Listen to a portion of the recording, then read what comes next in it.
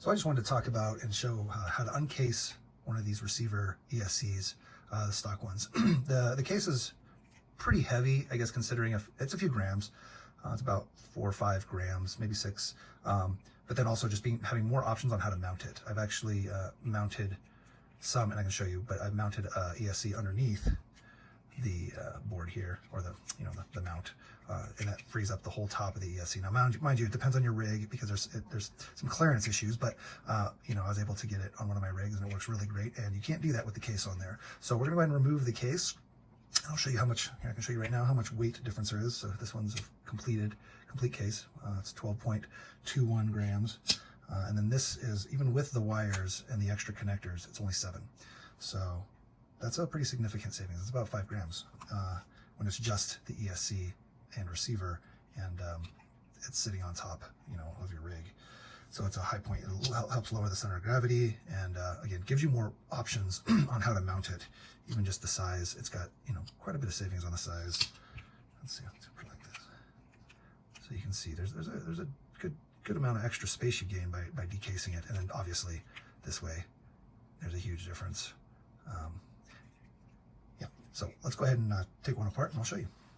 So essentially you're going to have a sticker across the back here that we're going to pull off, and then this one here as well, which you can just fold up, and then you'll use a flat head or anything to pop this out. Pretty straightforward and simple, and then it just pulls apart. You got the 2 clips there, and then 1 clip on this side, 1 clip on this side. Again, usually once you get the sticker off, you can just pop these 2 and it just folds right off and you can get it out.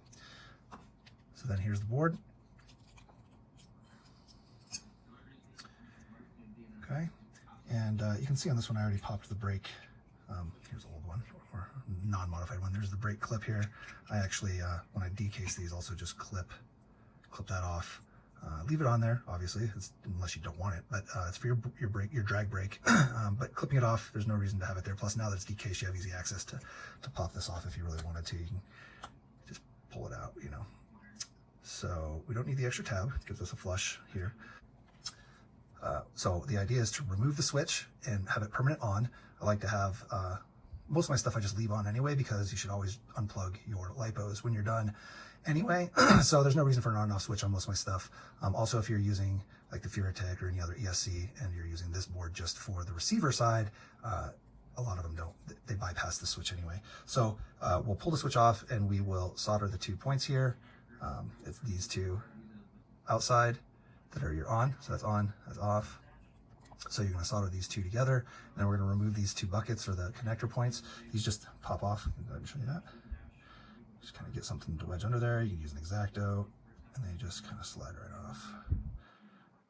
Sometimes they're tight, but you want to try to make sure you do them even so you don't bend the pins too bad, because we're going to reuse the pins when we decide to mount for the motor side. And if you're using the stock battery, you'll use them for the stock side too. I use the JST connectors, so I switch all mine to JST anyway. Or I've got I basically take one of the batteries, stock batteries, cut off the connector on the stock battery, and put my JST end on my female side and make an adapter. Ta-da! And then I can just do that. But that usually gives me too much battery wire, so I'd rather just swap it to the JST connector itself. So we pulled that one off. We can pull this one off as well. So the next thing we're going to want to do is remove the switch completely. Now, there's a couple different ways to do this. I like to completely remove the solder points, so you get all the solder off these, or just, it's kind of a pain, but you can heat them and then slowly pry away using something like, your tweezers or an X-Acto again, and you can tuck it under the edge here and then try to pry it away as you're desoldering these. You can also use like a solder sucker or other tools to get the solder off there. If you don't want to mess with trying to desolder these and save the switch, because I like to save the switches just in case. Also, I think it's a little bit cleaner, but it doesn't really matter. You can go through and you can clip all of these here and there and there and there and there, all 5 of those, and just clip them off at the board. Or and maybe on these 2, just leave a little extra on the 2 that you're going to solder together, because you can take the 2 wires and bend them and touch them together and put just a dab of solder on there. So that's one way to do it. But like I said, I like to remove the entire switch. So I'll remove the whole switch, and then we'll get some solder in between those two to close the circuit and keep it on essentially.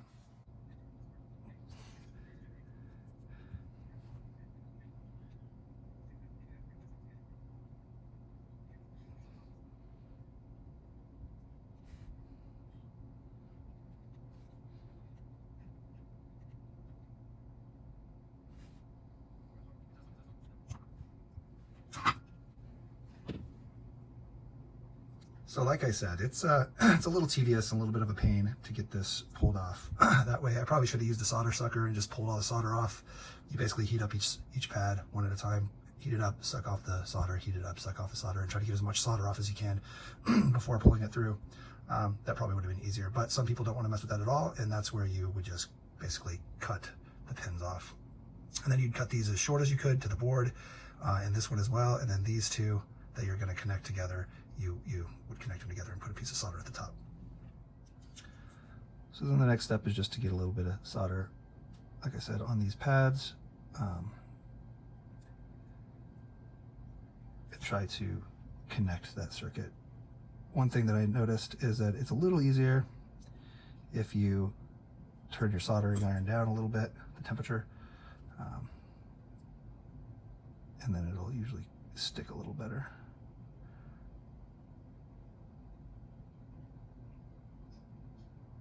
All right, so now we just have our little bridge there essentially. You want to be sure not to have it touch the other two sides.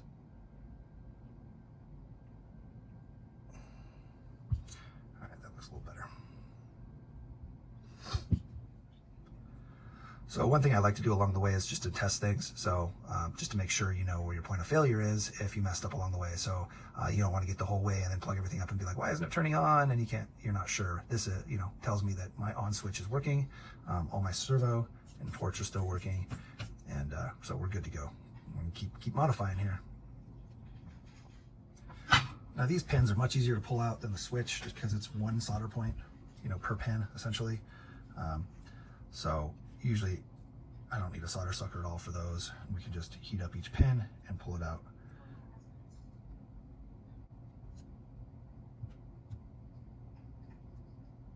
You can also just use your soldering iron to kind of help push the pin through.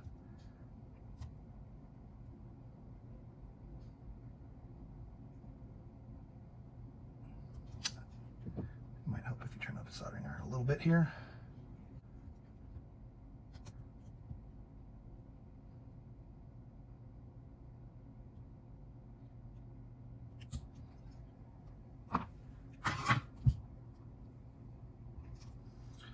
Now all of our pins are removed,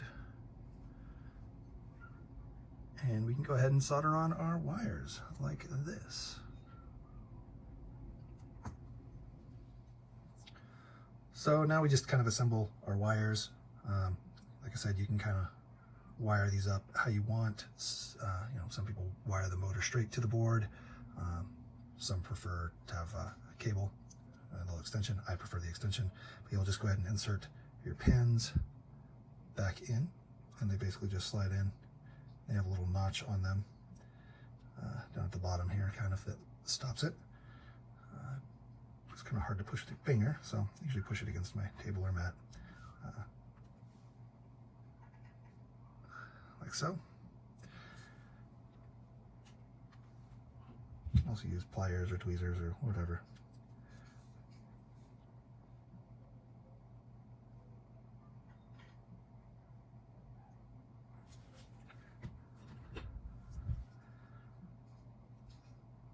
Just don't try to bend them too much. I will bend them out a little bit, and when I solder the wire on, I'm going to solder it to the outside. So I'll solder, I don't have my wire ready, but essentially try to make sure that the solder and the wire is on the outside. That way I have a little bit extra space. You can see here. I mean, this part's pretty simple, so I don't need to show you, but you basically will solder to the pins. Make sure you tint the end of your wire, which is just put a little, don't cut these, don't expose too much, and then you'll put a little bit of solder on the ends, and a little bit of solder on the pins. Usually there's a little bit of solder left on the pins from when you pulled it off the board. And then the solder on your wire will easily fuse as soon as you put it here, touch it with the soldering iron, and you're good to go. And then put the other one on the outside, touch it with the soldering iron, you're good to go. Then I'll take a little bit of heat shrink, slide it over, and use my soldering iron to heat it up and just get it nice and tight. That way we're good to go there. All right. Make sure you're doing, this side is red, this side is black. Okay. Use this video for reference, or just pay attention when you're pulling it out. Okay. Red, black, red, black. Okay, so then once we put the pins back in, you can solder some short wires onto there, and then put your heat shrink on there, and get yourself a little bit of an extension. You can also just solder it straight to the board. I prefer not to solder it straight to the board, just because I'm always tinkering around and I want to be able to just unplug and plug in the motors pretty quickly. And a little bit of an extension kind of helps sometimes if you're trying to like mount your ESC transmitter or receiver in different spots, so you can kind of wrap, even though it's pretty short, it still allows you to like wrap it outside from underneath. I can show you on one of the other builds, but yeah, so I like to put a little extension on there. Also, these go red, black, red, black. Now the motor side is going to depend on your motor, but a stock motor is red, black, like so. Make sure when you're putting these on, again, if you flip them, you will fry the ESC side of it. I have seen one fry, and you could still use it as the receiver through all of the regular receiver ports, but the ESC side of it is done. So do not plug your battery in backwards or solder these up backwards. Red, black, from the servo plug inside, right? Okay, so you'll just go ahead and solder those on there, and we should be good to go as far as the board's concerned.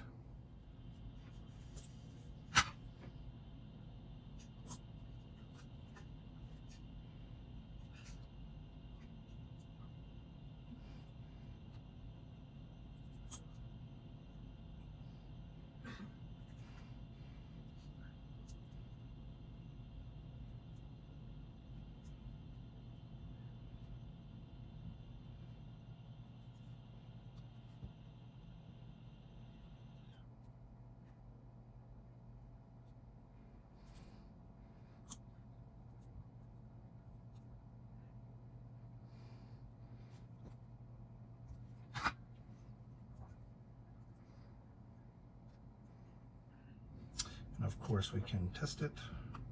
Go ahead and hook up the servo and a motor. And because we're auto power on, when we plug it in, we'll be good to go. And should be good.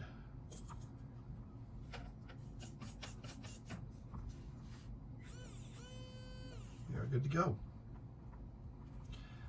Another thing that I do on some of these, depending on how I'm doing the build, is I will actually cut down the board.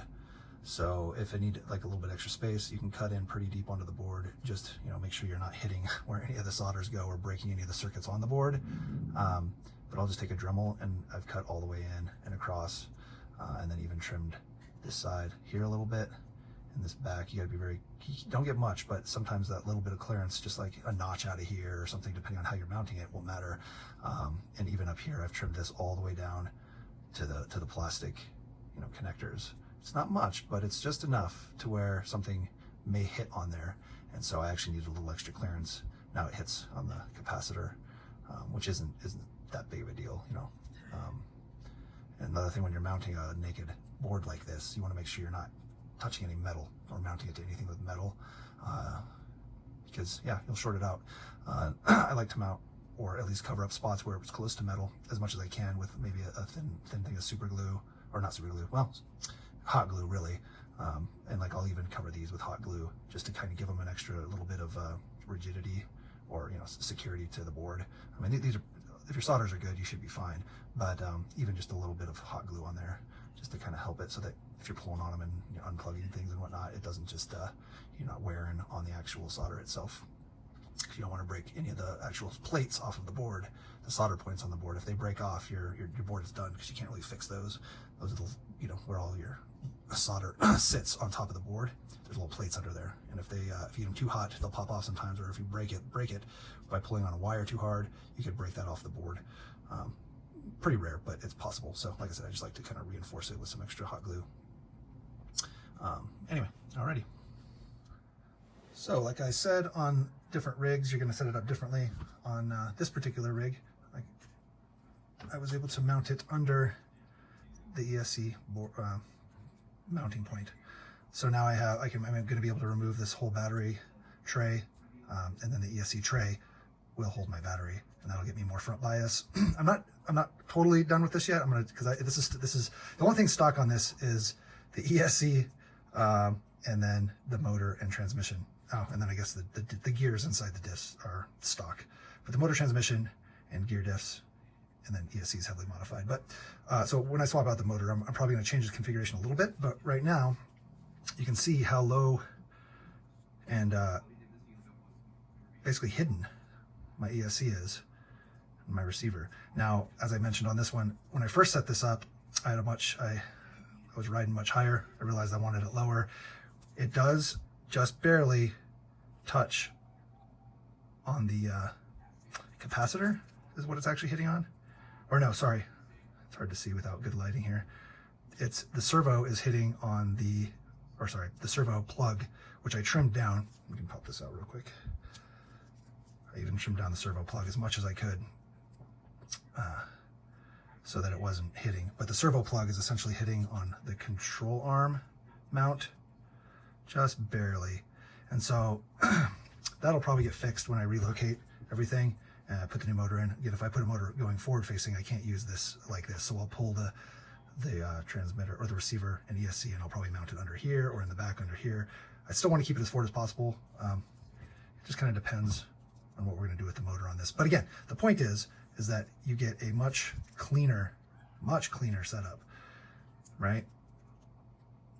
So I hope that this helps somebody, that you guys are able to not be too afraid of the soldering iron and working on the board. And these are, you know, 25 bucks, 20 bucks. So it's not the worst thing if you blow it up, as long as that's the only thing you blow up. But you know, get out of your comfort zone and try this. It's definitely a big improvement. Like I said, you remove about 5 grams of weight. You're able to mount it in more spots, which will get you a lower center of gravity. So not only are you losing weight, but you're also just increasing overall engineering of your rig. So I hope you guys have fun. And again, don't be scared. Go get a soldering iron. Try to build yourself a custom board. Not build a board, but you know what I mean. Modify it to what you need. Everybody, get out there and crawl. Have fun. If you don't already, you should subscribe. I'm a brand new channel. Help me out. Show your friends. Hopefully something here helped you. Hope you learned something. Yeah. Take care, guys.